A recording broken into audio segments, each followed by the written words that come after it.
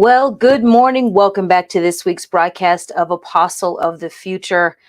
You can see our topic here, 10 ways to identify immaturity. Are you mature enough for your calling? Share, share, share. Post, post, post. Tag, tag, tag. Because today we are continuing. Whoa. How about I turn down my own media?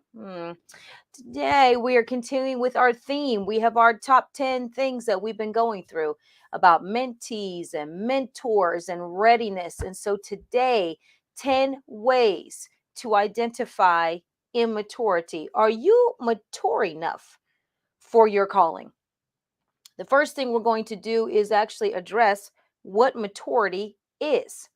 Many times we think we know maturity is, hey, I'm responsible. Sometimes we connect I'm responsible with I'm mature, and that's not necessarily the case. So, good morning. Talk to me today. Tell me who's online, who is watching across the social media world and platforms. As we jump into this, good morning, Tina. Good morning. Good morning.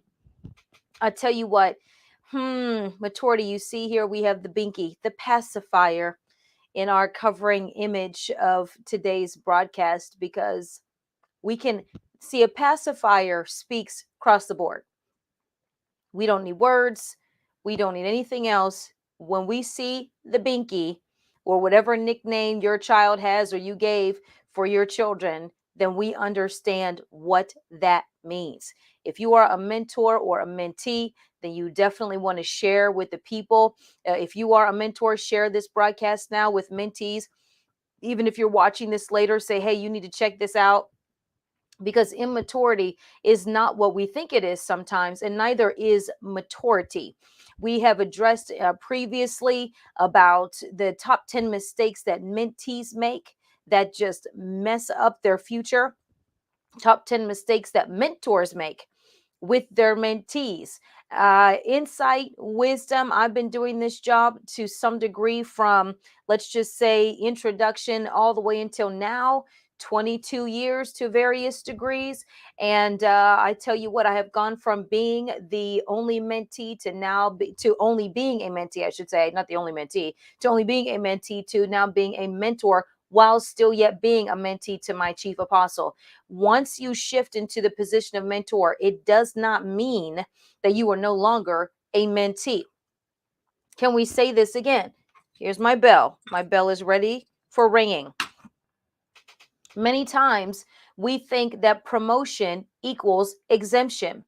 Promotion does not equate to exemption. So you can be promoted from being only a mentee to someone else to now being a mentor to other people, but that does not exempt you from still being mentored by a superior or by someone else. It might not be the same person. Maybe you've been elevated to the same level as who used to be your mentor, but even so, many times people still will have that original mentor them in some way, because position and experience are not the same thing. Entry level into a position is not the same as somebody who's been in that job for 10, 20, 30 years. So you may now be a prophet, and you may also be under a prophet, but you new to the office of the prophet does not equate to the years and the wisdom served of the prophet that you were under. Good morning, brother prophet CT Johnson, who's in the house today. Okay, so again, promotion to mentor does not mean you are exempt from being mentored. We have to think about that, because a lot of times we're just like, hey, I'm over it, I'm done, nobody's going to tell me what to do, I get to be the boss now. And you know what, there's an excitement in being a boss, all right, I'm not gonna lie, of course there is. There's definitely excitement in promotion. You should be excited, but you should not be as conceited and arrogant into thinking that that promotion has now exempted you from still being schooled or trained by a superior or a senior or a mentor or the same mentor, especially if you're coming in at the entry level of a position that your mentor has been serving in for decades. Ta-da! All right, so let's jump right in to 10 ways to identify maturity. Are you mature enough for your calling? Let's think about that. And don't forget to share and tag people who need to hear this. Okay, let's talk about what mature means. Mature means ripe, complete in natural growth or development, careful, well considered, thorough, ripe, timely, early, having fully developed powers of body and mind. Good morning. Good morning to those of you who are tuning in. Okay. And you can see here on the right these pictures of things that look mature. So complete in growth. You see the plants, complete in growth, well considered. Look at this room. It has the design work. It's beautiful. The furniture, everything, the decorative pieces, all perfectly well considered, fully developed. The bottom also a design image there. So to get that mature is full. It's careful, not just full. It's careful. It's complete in natural growth. So when we're talking about maturity and being ready for who you are, who God has called you to be, whether that's in ministry or outside of the ministry world, this is now universal maturity. In whatever career that you're walking in, are you complete in your natural growth or development? There's a reason that we automatically say children are immature, even if they're mature for their age. We'll say, wow, they're so mature for their age. But it actually doesn't mean that they are fully mature. It means that they are advanced, maybe beyond the other children in their class, advanced beyond the statistics of where children typically are at that age. Okay, so we have timely. When somebody is mature, they are timely in what they do. When someone is immature, they're all over the place, usually late. You notice people are rarely early with what they're supposed to deliver, but often late. So think about that with yourself. You may have a lot of responsibilities, but are you timely in executing them? Do you have fully developed powers of body and mind? When we say someone is fully mature, when we say the human body is fully mature, what we're talking about is that it has come into its full development. When somebody has fully matured, what we say is they're done growing. That's what it is. Their body is done growing. Now, your body can be fully mature and your emotions are not. They may not be. Your intellect may not be. My body stopped growing at a very, okay, I stayed short. I tapped out early. It's like, this is it. Now, and I'm not just saying growing on the outside, but also on the inside, where you can have, let's say, a child that shoots up way tall early, and that's as tall as they ever become, but their body is still maturing over a lot of years. And so that might be you. So many times, here's what we do in ministry, here's what can be done in careers. Somebody demonstrates an amazing gift, a talent, and we throw them out there, not really investigating and inspecting, are they mature inside and out? This is how we have a lot of people in the ministry, preachers, teachers, whomever, who can, I mean, they can lay it down behind the pulpit. They can sing. Boy, can they sing. But outside of that, they're a hot mess. Immature, undeveloped, or underdeveloped. And that's important to consider, to think about, and to know when choosing somebody for a position, or when you are considering taking a position, whether inside or outside of the kingdom. Immature is untimely, premature, unripe, early, not fully developed. And I have Price University's website down there, www.price.university. If you want to mature yourself in education, you can check us out. This is university that we have. So immature is untimely, premature, unripe, early, not fully developed. Now, our first application that we can all think of is a premature baby, a preemie who might have most of their organs developed, but not all. When you're premature, something isn't fully developed. So it's not just early alone, it's early in what the consequences of early are. You can have that little baby. We've seen him Premature babies, so cute. They can be tiny, depending on premature, can be anything before your due date. Well, a certain window before your due date. Then they give you the window of, okay, you can deliver from these weeks to these weeks without any expected complication. But that premature baby might have 80% organ development. That 20% is essential. The baby is hooked up to machines. They might have to be under the light. They might have to be separate, always separated from their parents when you're in NICU and everything like that until you come to full maturity. So your birth date and your maturity date are not the same thing. When you're premature, the baby comes out at one time, but can't go home to be with the family until another time, until they've reached what is medically mature in order for them to go home and not just survive, but ideally thrive. That's when maturity is settled in, when thriving is happening, not just surviving. Connecting with you as we're talking about maturity, because I'm going to give you some top 10 things here that I have learned and observed over the years, and you have got to be able to make these connections. So when we're saying immature, we're not saying you're not intelligent. Somebody is not saying that you're not called, actually, because that baby is still a baby. They're an early baby. They're a baby that's dependent on machines to survive for the time being, but they're still a baby. So you can be premature in your calling, in your assignment, whether it's on your job. We know people, okay, let's just take this out of the realm of ministry, and we're preaching and teaching and everything is not a part of it, and they are put in a position on their job. They can't handle the pressure, can't handle the stress. They can't handle the dealing with the colleagues and coworkers and the dynamics of what it takes to actually be effective in the position and not just have your ideas going forth. So somebody says here, green apples are immature. Yeah, well, they can be. If they're not supposed to be green, then they can be. And so, right, you have your fruit that can be immature. Anything that has to develop and grow goes through a process of immaturity before it hits maturity. Why are we talking about this on Apostle of the Future? Because we're preparing you for God's future, preparing you to be used by the Lord, and you've got to be ready to be used. Readiness. When you think about Proverbs, the Proverbs that speak about the emotions, speak about your responses. Talk about it.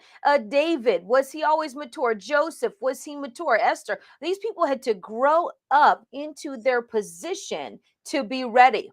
Oh, thank you, Prophet. He said, insightful teaching and well needed. Lord knows we need to mature, because somehow in the body of Christ, when it comes to doing the things that God has called us to do, when we encounter the spirit realm of it, then that's when we start saying we can bypass the systems of the world. We can bypass the things that we normally do. So whereas in, let's just say, your corporate America job, you have to go through a certain amount of training to do many jobs, most jobs. You have to pass certain exams and tests. You have to requalify and recertify every so many months or years. And so in Christ, though, in his arena, somehow we say that the Spirit has called me, and that's enough. Well, the same Spirit of God that called you has called everybody else to do their job, and they have to go through due process in order to grow up. Are you ready to jump into the top 10? Let's get to the top 10 here. Just wanted to lay down those definitions. We're all about definition around here. Okay, so number 10, you disappear when you can't have your way. That's a number 10. Now, that doesn't mean it's number 10 in the pecking order, but it is number 10 for right here. As far as signs of immaturity, you disappear when you can't have your way. Is this anybody out there? If you're honest, you can wave your hand and like, "Ooh, that is me. I disappear when I'm out there." When things happen, you like to just all of a sudden be unavailable. You might conveniently use a work excuse. Oh, please don't have a family and don't have small children. I grew up knowing, and my mother was like, oh, please, having little kids is like the best way to get out of anything. Oh, the kids, runny nose, sniffle, sniffle.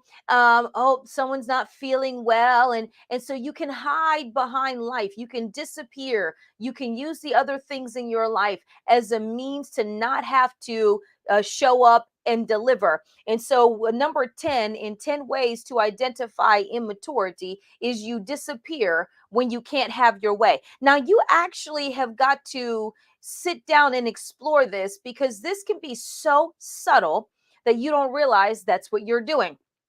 Somebody offends you, they hurt your feelings, they ruffle your feathers, whether by accident or intentionally. And then all of a sudden you're like, I'm just going to take a week off. I'm going to go somewhere else. I'm going to visit the someone. I'm going to hang out with different people. All of a sudden you want to have new friends and expand your friendship horizon.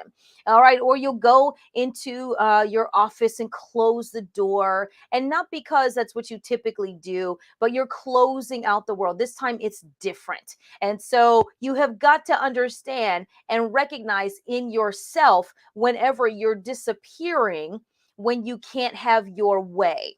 Now, sometimes it can be beneficial because you're about to say something out of your mouth that's going to cost you greatly, and you should compose yourself, regroup, do things like that.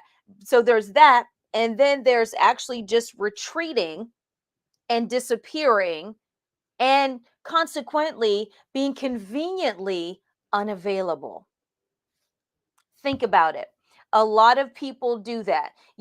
Children will just storm off. They'll go in a huff, they'll nurse their wounds, they'll get their toys or their books, but adults do the same thing if you haven't been taught not to do that. So typically, if you were the child that retreated to your bedroom when you were a kid, went to play with your dolls or your cars or your whatever, your dinosaurs, for hours on end, when you couldn't have your way, when you were having that tantrum, if you stomped off, chances are, as an adult, those same habits and patterns are in you. The difference is now you're an adult. So you don't have baby dolls and you don't have dinosaurs, but now we have cell phones, we have apps, we have other places where we can go. Oh, I forgot to charge my phone. My phone was dead. Yeah. Okay. I noticed your phone conveniently dies every time we have to face off about something. I notice that your reception gets really weak and shoddy whenever you're upset. Think about that. Do you let your phone drain dead so you can say nobody could reach you? Did you? Is it possible? I mean, hey, because we do things, we are fearfully and wonderfully made. And we do a lot of things to protect ourselves. And I say in quotes, protect, because to us, we are protecting ourselves. Here we go. Let's go to number 9. Are you ready for number 9? Da, da, da, da, da. Number 9 is you are unable to accept full responsibilities for your mistakes. Unable to accept full responsibility for mistakes. And there's various nuances to this that will show up in our top 10 countdown. They may seem to be the same, but they're not the same. You're unable to accept responsibility for your mistakes. One of the things that we teach our leaders here is that everything rises and falls on leadership, which means when things go well, you are absolutely celebrated as a leader. And when they don't, you are absolutely held accountable as a leader. We want to be accountable and we want to be known whenever it's everything is going good. Yes. Oh, look at so and so. They're awesome. They're amazing. But when things are not, this is when we get a little shifty. This is when we get a little sketchy. This is when we have to consider, is our leader hearing from God? Well, you're not perfect either, kind of thing. So when you're unable to accept full responsibility for your mistakes, even if that means, for example, you set out a report and valid information was missing. Let's just say that your boss needed to make a decision. And somebody else in your group did not put that information in the report, but you were the one who was submitting it. Even though you were not responsible for gathering that information, it was your job to see to it that it was included in the report. And so in not accepting the mistake is, well, hey, I mean, how am I supposed to know? And you start running down all those things. And my least favorite, I'm going to ring the bell ahead. Nobody told me. That's my least favorite response. That's the go-to. Now I'm talking about The people who don't check and investigate and then say, nobody told me. Not there was a whole meeting that happened that never happens. There was no way you would know that that happened and nobody told you. That's different than you weren't at the meeting and you asked nobody what happened. You didn't ask for the meeting minutes. You didn't check in with your supervisor or colleague to say, hey, you have a few minutes and let me know what was said, what was addressed. You missed the rehearsal and you didn't check in to see what was rehearsed. Can somebody send me a recording? And so we get to the day of ministry or performance and you are not ready. And then you're blaming everybody else for not telling you we changed how we sang this part of the song or how we play this part of the song or how this is dance. You know, I'm a worship leader, so I can use that as an example. I don't really have people like that in my team. They're proactive, so I can use that and not really be subtly talking about somebody because I don't. I'm not. Okay, that's not our situation at all. Definitely have go-getters and achievers and first fruits of praise, singers, band, and dance. Got to say that because sometimes people do talk about their team in a veiled way because they don't want to deal with them directly. That's not me. All right, moving on to number 8. Deflection is a default setting in your emotional response. Deflection, deflect. Okay, so what does it mean to deflect? Well, reflect is to show back. You see your reflection in the mirror. Deflect is to push back, to push over. You're deflecting. So when somebody is addressing you about something, your gut instinct response is to what? Deflect to somebody else. Well, so and so didn't do this. So while we're saying, we'll use the example of the report, the information. Hey, Ashley, you know this information isn't in the report. Well, Joey, he doesn't have information in his report either, and I don't know why you're talking to me. Yes. Or your mentor is grooming you about something. We want you to be in order. I want your office to look a certain way. Well, so and so's office isn't clean. Well, thus and what's car isn't in order. Well, thus and what doesn't submit their report. See, that's deflection.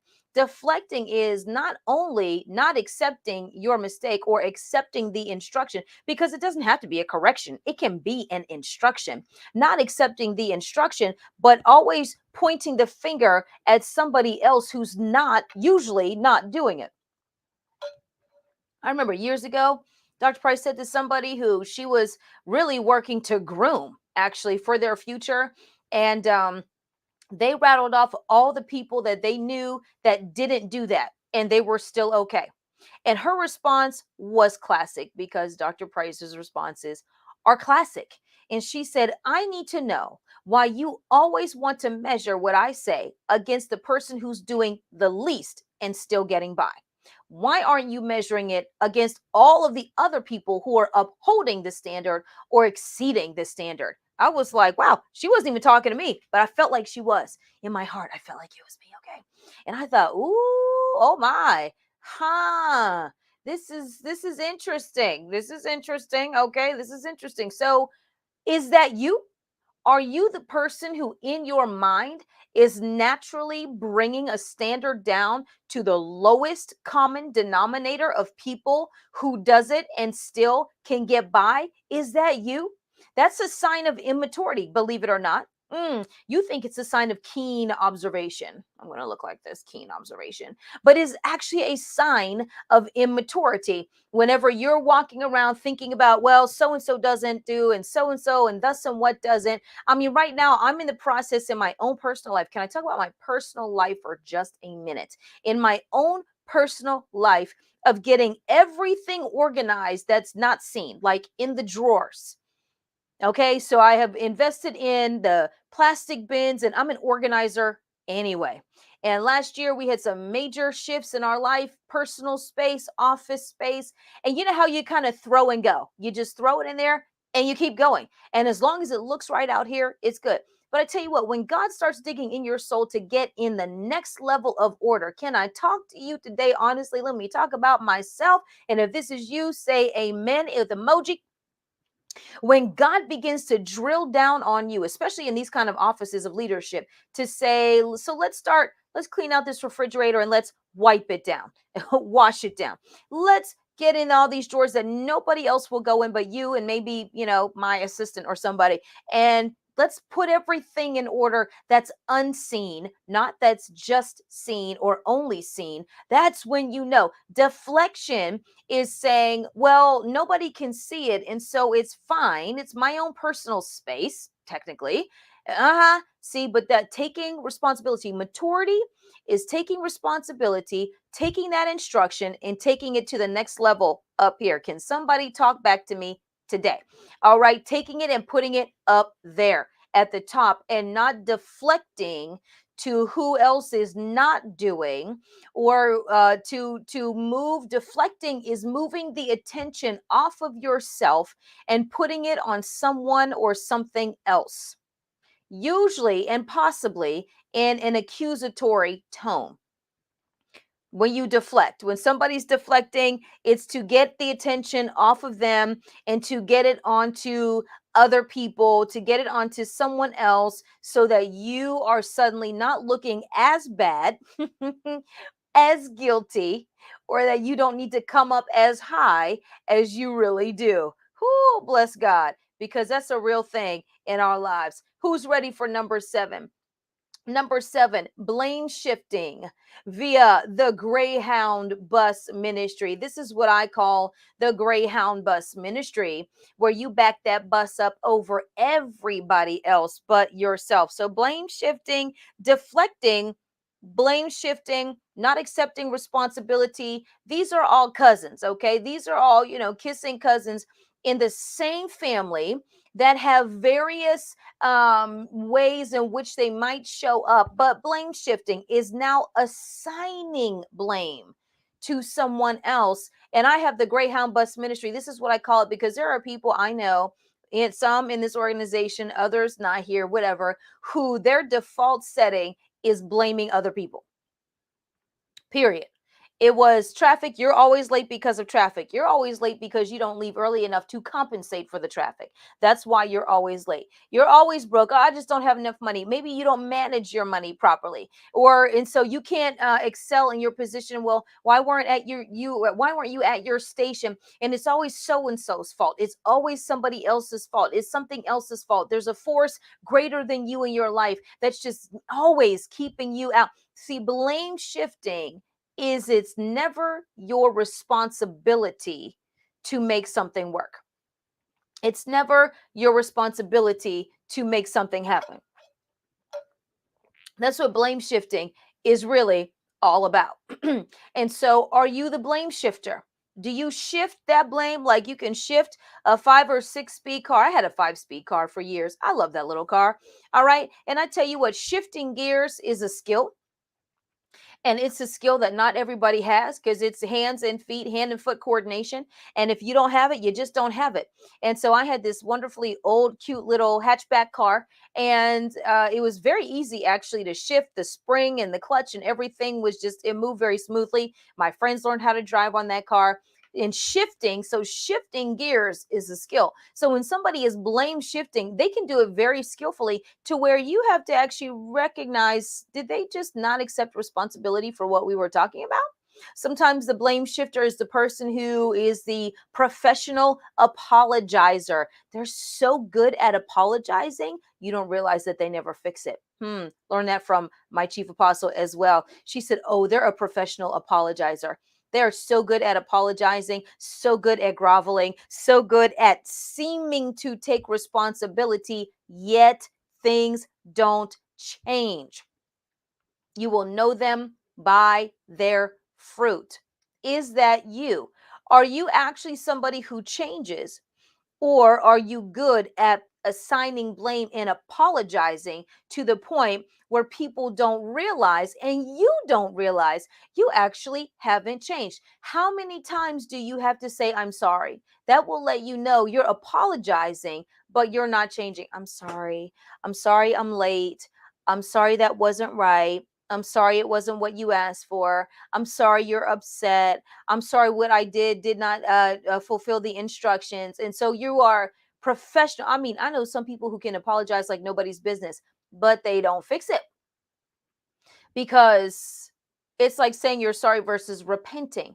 Repenting means you own it, you turn from it, you change your ways, you do something differently. So there are a lot of people who are very apologetic but not penitent. There's no repentance in their action. There's no change. You know, that person who's apologizing for being late. Okay, they're late a couple of times, and then you see a shift in behavior. You see a shift in punctuality. You're like, they fixed it. They changed it. What happened? Well, I found a different ride.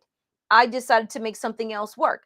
I took an earlier bus. I left 20 minutes early, even though I didn't want to, because I needed to be on time, because being on time was more important than my own comfort and my own comfort zone. And so you have to see, are you being apologetic, or are you actually repenting and changing and turning from your ways, which way or may not be wicked? Moving on down the list to number 6. You experience difficulty celebrating others. Can you believe that this is a sign of immaturity? You experience difficulty celebrating others. Now, who would ever think that's a sign of immaturity? But truly, if you struggle with celebrating other people, that might be envy, jealousy, rivalry, but you might just be immature. The immature person sometimes has a problem not being at the center of celebrated attention. If a team does something, but there's one person, let's just say the leader, a leader is always going to get recognition for the team. It's how it goes. When teams go to championships, the coach will get a lot of the credit. The talent is on the field playing the game, but the coach is developing, which is why we'll get the rings, they'll go around, they'll do whatever, but it's like, oh no, that coach had X amount of championships under their belt. They have job security by how many times they take their team to the win. Sometimes, and then of course, there are the players who have their own stats, their own recognitions, MVPs, and all kinds of things going on there that they receive. But it can be the coach, it can be the owner who gets credit for a lot of things and not equal representation among the team. And so, if you're somebody who is struggling with that, that might be a maturity issue to where across the board you have a challenge celebrating others. You can't celebrate them without putting them down. You can't honor and recognize them without also saying a few things that get on your nerves that they do. Or you'll, say, oh, yeah, I know so many people love them, and then run down 15 things that they had done to hurt you, while never acknowledging maybe your contribution to somebody else's pain, somebody else's hurt.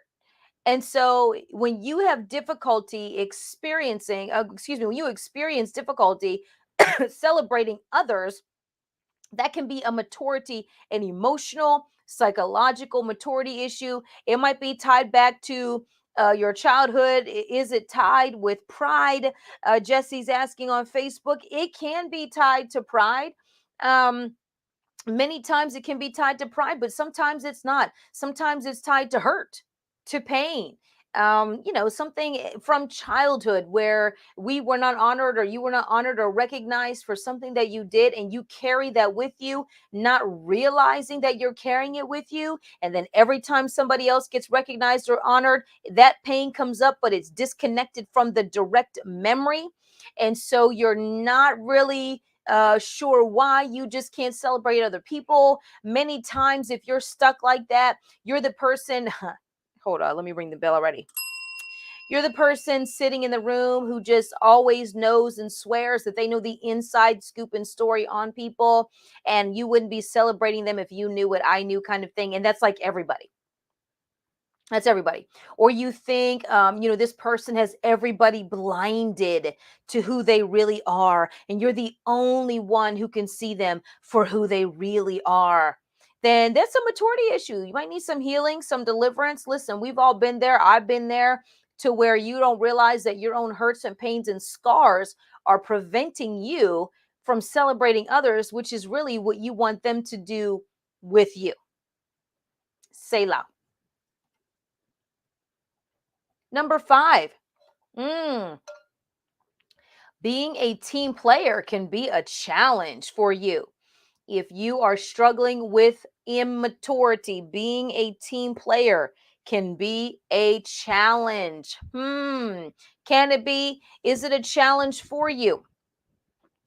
Are you somebody who, when you get with a team, you really rather not? And we're going to talk about the Lone Ranger in just a minute.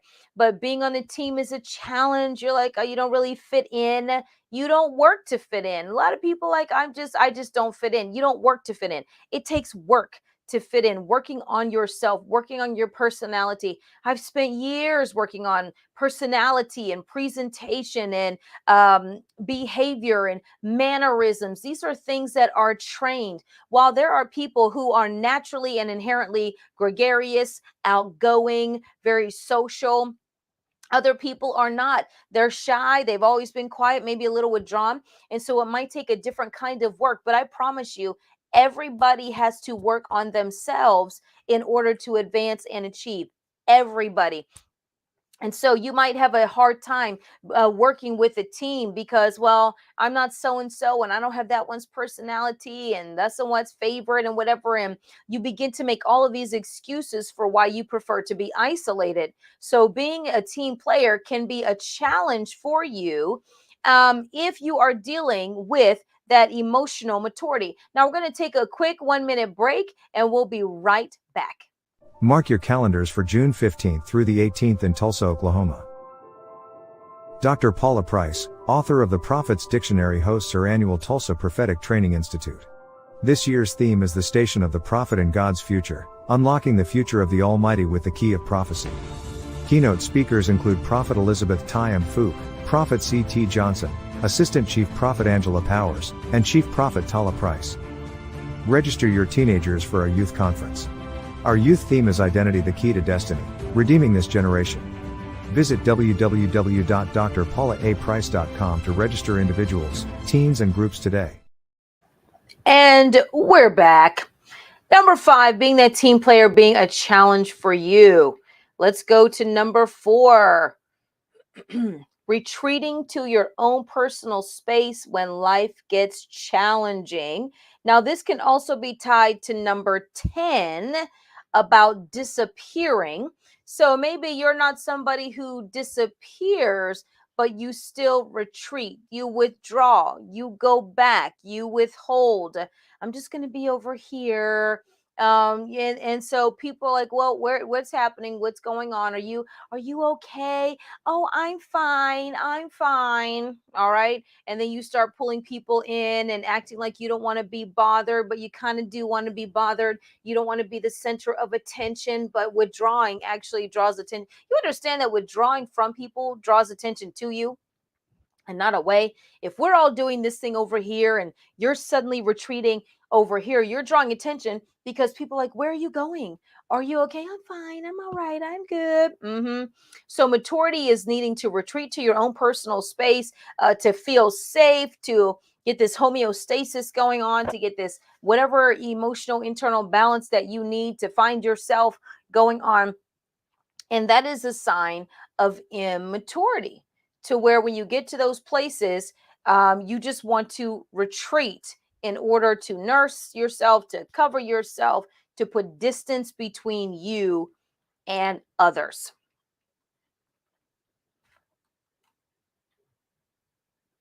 Number 3, and this is tied to it, self-proclaimed Lone Ranger as a means of protecting yourself.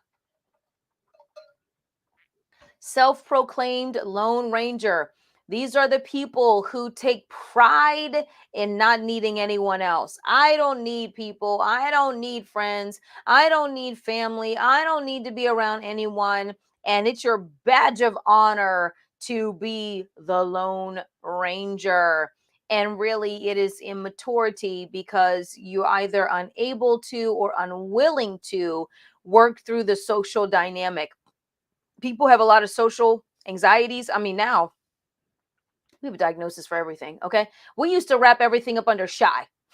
And now you have all kinds of disorders and all kinds of this and all kinds of that. And sometimes that can be helpful and sometimes that can be hurtful because you'll kind of pick it up and put it on. Oh, that's so and so, and that's whatever. Maybe, maybe not. I'm not trying to be a professional, and I'm certainly not come against counselors and therapists. We believe in that in this institution, obviously.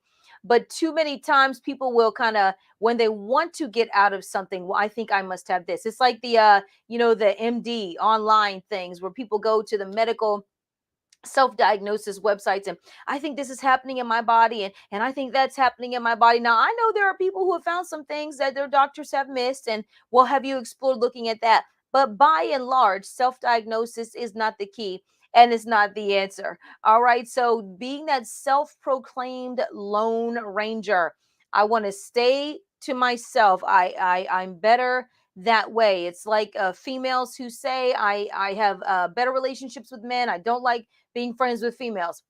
Okay, well, we need to explore that because there are reasons why, and you want to hide behind it's just easier being friends with guys. In some ways it is, and in some ways it is not.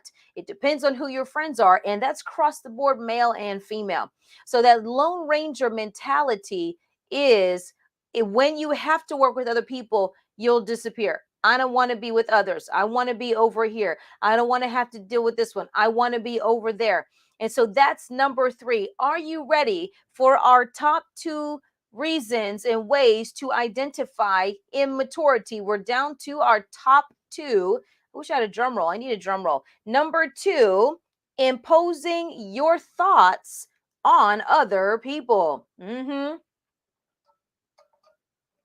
Imposing your thoughts on other people. What does that mean, Apostle Ashley? That means that you're the person who is prone to walking around saying to people, I know you think that, and I know you believe that such and such, but do you know? I mean, sometimes you know what people think because they say it. Many times, those who impose their thoughts on other people, that person has not said that. They haven't indicated that. Maybe they're, somebody, and if you have somebody who thinks that they're a master of reading body language, and they're not, but they think they are. Well, I saw the way you looked when I said this. Well, there's a look on your face that I saw. No, I was listening to what you were saying. I'm listening. I have no thoughts right now because I'm actually listening to your thoughts before I come to my conclusion. So if you're that person who is chronically imposing your conclusions on other people, your thoughts on other people, then that is an area that needs to mature, because you are sometimes, many times, assigning blame to somebody. Well, I know that you think this. Now, sometimes you do know what people think because they have said it, but that doesn't mean they're thinking it in that moment. It really doesn't. They could be thinking something completely different. I saw that look on your face. That look on my face was, I have to go to the bathroom right now, and I really wish you would hurry up. See, so you could, in your mind, it's like, oh, they're rejecting what I'm saying. And they're really like, I'll get to it as soon as I can go relieve myself of this burden. Or I'm so hungry right now. I didn't eat breakfast. I need to eat lunch, and I have a hard time concentrating. And so you have got to be mindful to not impose your thoughts onto other people and then come to conclusions for them. Meanwhile, you've been the judge, jury, and the executioner, and they have not said anything. And you're walking around believing that your supposition is accurate, and it is not. It might be, it may not be. You might be right in this instance and wrong in the other instance. You really don't know.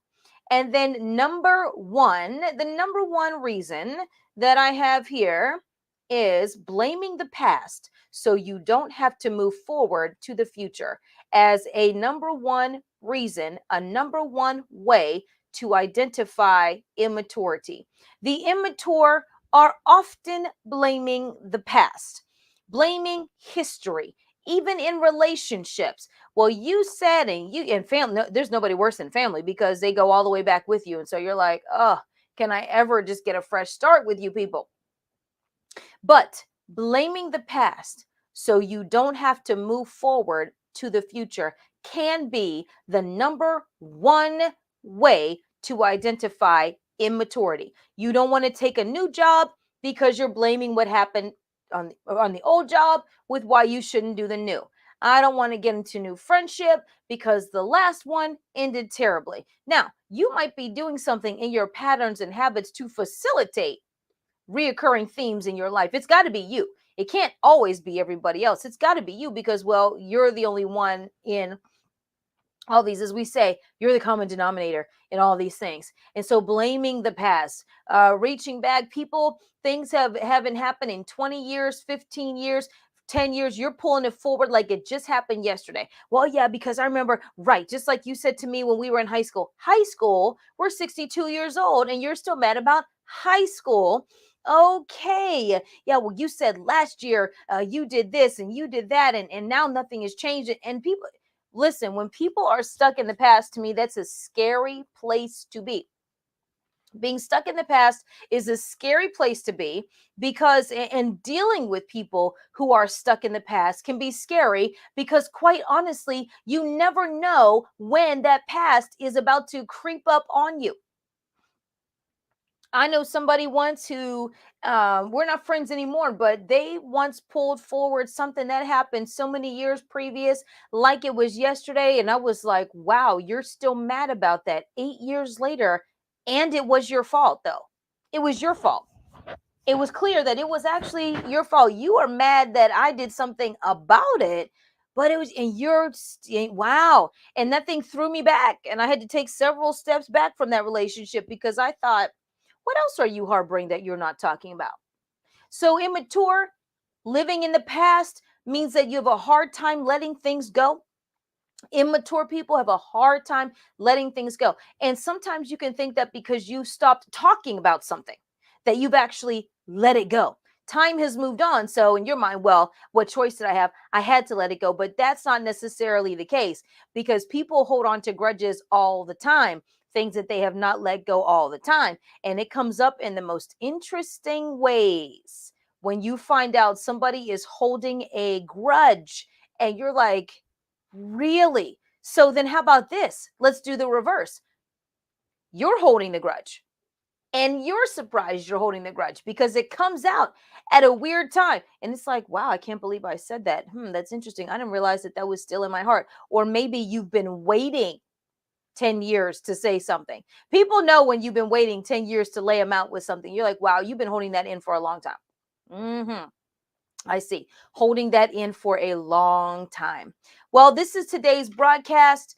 Wanted to just address that with you about the 10 ways to identify immaturity. And are you ready? Are you mature enough for what God has called you to do? Are you mature enough to be the person that your position in your career needs you to be? Are you that person that He needs? Are you mature? Are you seasoned? Are you fully grown? Are you settled in? Are you seasoned and able to actually execute what God has called you to do, whether it's ministry or not? This isn't even about ministry, but immaturity is not about age. I think I'll close out with this statement. Immaturity is not about age.